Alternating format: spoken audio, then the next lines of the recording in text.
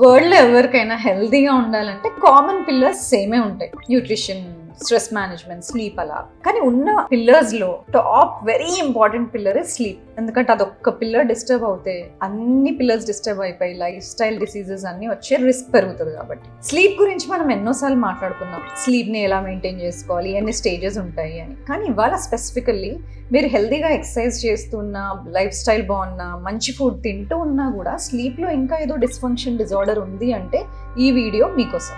Sleep disorders ఎంత సివియర్గా ఉన్నాయంటే రీసెంట్ 2019 గ్లోబల్ అనాలిసిస్ చూసుకుంటే age of 30 to 70 year old age గ్రూప్స్లోనే 936 మిలియన్ పీపుల్లో at least mild obstructive sleep apnoea ఉంది. అలాగే 400+ మిలియన్ ఇండివిజువల్స్లో moderate to severe sleep apnoea ఉంది. ఇంకా ఎంతో మందికి స్లీప్ యాప్నియా డయాగ్నోస్ కూడా అవ్వలేదు. That is the severity of the problem. అందుకనే ఇవాళ ఈ వీడియో చేస్తున్నాను.